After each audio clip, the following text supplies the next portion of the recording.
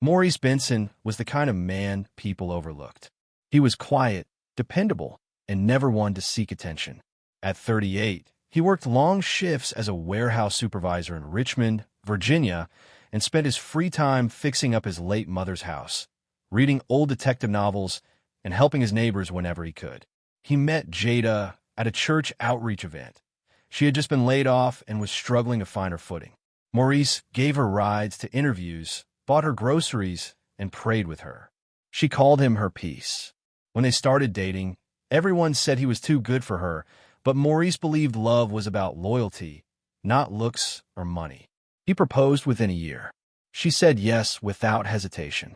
He thought he'd finally found someone who saw him, not knowing she only saw him as a placeholder until something better came along. From the beginning, Jada liked the idea of Maurice more than she liked Maurice himself. She praised his stability to friends, but rolled her eyes at his dreams. When he talked about saving for a small mechanic shop he always wanted, she called it a waste of time. She insisted they focus on her goals first, getting her new business off the ground. Maurice agreed. He used his savings to help her start a mobile beauty service. He built the website, paid for her marketing, and even drove her to clients. Slowly, her business grew, but her affection didn't. She stopped holding his hand. She ignored his calls when she was out. When Maurice brought it up, she accused him of being insecure. A real man doesn't need constant attention, she said. He began to shrink quietly, choosing silence over conflict, still believing her love would catch up to his one day. Jada's confidence grew with her business, and so did her cruelty. She criticized everything Maurice did, his job, his clothes, even the way he spoke. At family gatherings, she talked over him or brushed off his opinions. Her friends started treating him like a background extra. Still, Maurice stayed. He cooked dinner, paid bills, and made sure she had everything she needed. He figured marriage had seasons, and maybe this was just a cold one. But deep inside, he was hurting. The warmth she once gave him had turned into sharp coldness. He tried writing her letters, planning quiet dates, and even suggesting therapy. She laughed at the idea. "Why would I go to therapy when you're the problem?" she snapped. Maurice felt smaller with each day, but he never raised his voice. He never stopped trying. He just kept loving her from a distance, hoping it would be enough. The emotional abuse got worse. Jada began staying out late, claiming she had networking dinners. Maurice trusted her at first, but something felt off. She started wearing heels he'd never seen, posting pictures of wine glasses and steak dinners with cropped-out company. She barely spoke to him when she got home, and when he asked who she was meeting, she rolled her eyes. "You don't need to know every detail of my life," she said. One night, she came home at 2 a.m., reeking of someone else's cologne. When Maurice confronted her gently, she snapped, "Don't start acting like a jealous man now. You knew what I was when you married me." He stood in silence, too shocked to reply. She walked past him like he was furniture.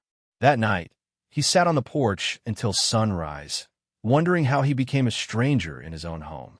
Maurice's family started noticing the changes. His sister, Denise, asked if he was okay. He lied. "We're just going through something," he said. But he couldn't hide the weight in his eyes. Jada refused to visit his side of the family, calling them too country and embarrassing. So Maurice started going alone. He never talked bad about her, not even when people pried. Loyalty, to him, wasn't seasonal. It was permanent, even when undeserved. Still, his heart ached. The woman he'd once prayed for now treated him like an inconvenience. Yet he carried her groceries, folded her laundry, and warmed her car on cold mornings. Every small kindness was met with sarcasm or silence. He didn't know how much longer he could take it, but he also didn't know how to let go.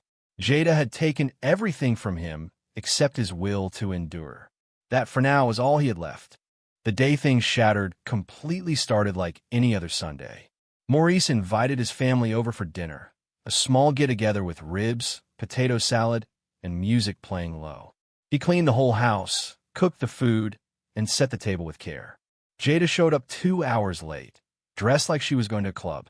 She barely greeted anyone, then sat at the table scrolling through her phone. When Denise asked how business was going, Jada smirked. "Thriving," considering I have to carry dead weight at home." The room fell silent. Maurice looked up, confused. She locked eyes with him and said, loud enough for everyone to hear, "I only married you because I felt sorry for you." Laughter didn't follow, just silence. Jada stood up and added, "Matter of fact, why don't you go pack your things tonight? I'm done pretending." She walked out the door, leaving Maurice humiliated, heartbroken, and utterly destroyed. Maurice sat frozen at the table while his family stared in disbelief. No one moved. No one spoke. His mother quietly reached for his hand, but he pulled away and stood up slowly.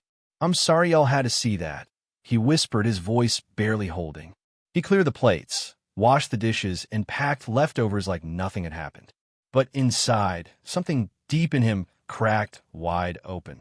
That night, he didn't sleep in their bedroom. He lay on the couch, staring at the ceiling, replaying her words over and over. "I only married you because I felt sorry for you." The woman he built his life around never respected him. He saw it now. The subtle smirks, the dismissive words, the public belittling. Everything made sense.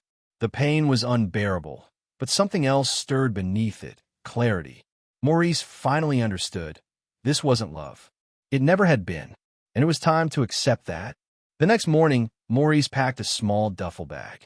He didn't yell, didn't argue, just folded 2 shirts, a pair of jeans, and his work boots. Jada didn't flinch. She sipped coffee at the kitchen counter, scrolling her phone. "Make sure you don't take anything that's mine," she said flatly, not even looking up. He nodded, zipped his bag, and walked out. No hug, no apology. He drove straight to his sister Denise's house, where the door opened before he could knock. "You good?" she asked. He nodded, eyes red but dry. Denise didn't press him. She made space, gave him the guest room and silence. That night, Maurice sat at the edge of the bed, still trying to make sense of it all. His wife had kicked him out of the home he worked for, in front of the people who'd watched him give everything for her. And she felt no shame, not an ounce. Maurice tried to distract himself by going back to work, but he moved like a ghost. Co-workers noticed the change. He wasn't smiling. He stayed late to avoid going home, though he didn't really have one anymore. At lunch, he sat alone, scrolling through photos of his old life, pictures of them at church on their anniversary, the dinner he'd made her last Valentine's Day. All fake now. He had been nothing more than a stepping stone to her. The house he built, the money he earned, the peace he provided, it all meant nothing. Meanwhile, Jada posted selfies captioned "starting fresh," and "peace is expensive." Friends praised her glow up without knowing the cost. Maurice said nothing. He didn't post, didn't explain. He was too tired to defend himself. And yet, through the exhaustion, a small fire started to burn inside him. Not of revenge, but of something even more dangerous: quiet determination. At Denise's suggestion, Maurice started spending time at Mr. Langston's old auto garage. It was where he used to volunteer years ago, before life got too busy. The space smelled like rubber and oil and held memories that felt like home. Mr. Langston, now pushing 70, still ran the shop but moved slower than he used to.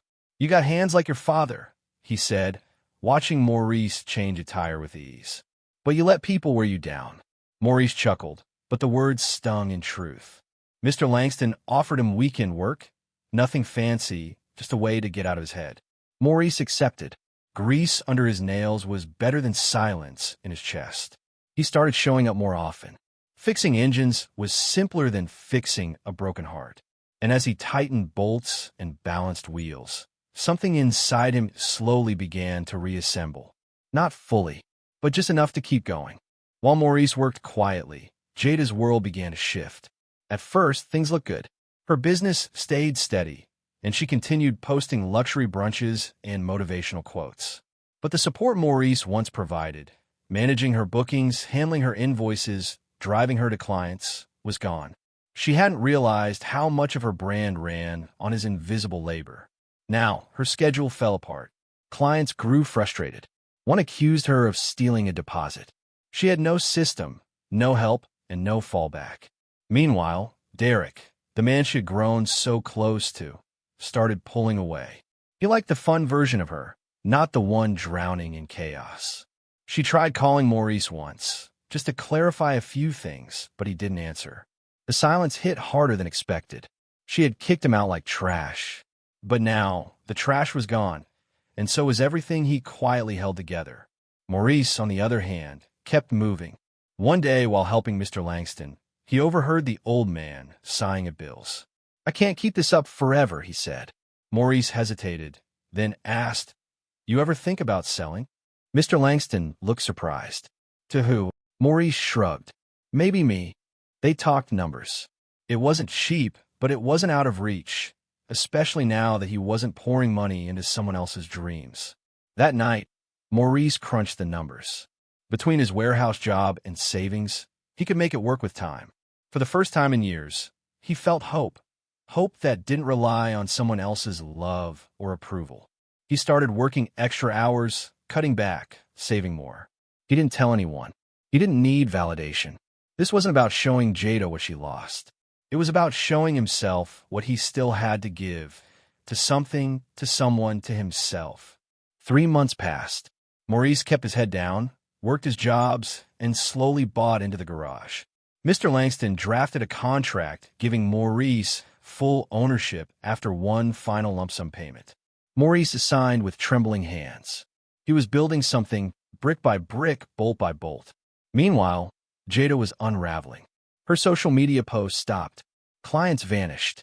She sold her high-end wigs and designer shoes on Facebook Marketplace. Maurice didn't check on her. He didn't need to. He had learned that caring for someone who never cared back was just another form of self-abandonment. The pain hadn't disappeared. It still lived in his chest, but it no longer defined him. Every oil change, every tire fix, every early morning at the garage added another piece to the new version of himself. And every day he didn't respond to her silence or shade, he reclaimed another part of his dignity. Then the letter arrived. A thick envelope bearing both their names, Maurice and Jada Benson. It was from the mortgage lender. Jada hadn't paid the property taxes since he left. The house, the one he helped purchase and keep, was in jeopardy. Maurice was still listed on the deed. He spoke to a lawyer who laid it out plainly. "You still own half, maybe more. She hasn't refinanced. You can take full ownership if you settle the debt." Maurice had enough saved barely. He paused. This house had once been a symbol of love. Now it was just bricks and pain. But he remembered the porch he built with his father's hands. The hallway where his mother's photo still hung. He paid it, quietly. No phone call, no argument. He filed the deed transfer, had the locks changed, and let the city records update. She'd know when she saw the notice taped to the front door. Jada came home to find a no trespassing sign on the porch, and her key no longer worked. Furious, she banged on the door until a neighbor stepped out. "He moved back in," the woman said. "Been cleaning the place up nice, too." Jada's heart sank. She tried calling. Maurice didn't answer. She tried texting. No response. What she didn't know was that Maurice was in the garage, under a car, gospel humming on the radio. He read her messages, then deleted them. She didn't say sorry. She didn't admit the damage. She just wanted back what she never appreciated. He didn't hate her. He didn't wish her harm. But he wouldn't open that door again, not metaphorically, not physically, because finally he knew his worth, and it had never depended on her recognition. She could keep her pity. He had peace. Life stabilized. The garage grew busier by the week. Local teens came by asking for work, and Maurice mentored them with the same patience Mr. Langston once showed him. He repainted the house, removed old furniture, rebuilt the porch swing. He never threw away the pain, but he used it, transformed it. One afternoon, while grocery shopping, he saw Jada at the self-checkout. Her clothes weren't designer. Her makeup was gone. She looked up, eyes hollow. "Maurice," she said, almost whispering. He nodded, placed his last bag in the cart, and said, "Take care of yourself." Then he walked away. No grudge, no gloating, just peace. She stood there watching him leave, finally realizing she hadn't just lost a husband. She'd lost a man who had been her greatest blessing. Maurice pulled into his driveway later that evening, the sun casting warm light across the porch he once rebuilt with trembling hands. Gracie, his old rescue dog, barked from the window. He stepped inside his quiet, peaceful home and exhaled. No shouting, no guilt trips, no performance, just the sound of his own breath. He poured himself a glass of water, sat in the worn recliner, and opened a book he hadn't touched in years. He didn't need applause. He didn't need anyone to witness his comeback. It wasn't loud. It wasn't viral, but it was real. He hadn't won with revenge. He'd won with resilience. The same way he'd lived all his life, quietly, honestly, and with more strength than anyone ever gave him credit for. And in that silence, Maurice finally found everything Jaden never gave him: respect, freedom, and the love he'd been waiting for all along, his own. If you enjoyed this story, please like, comment, and share this video with your friends. Subscribe and turn on the notification bell so you never miss a powerful story drop.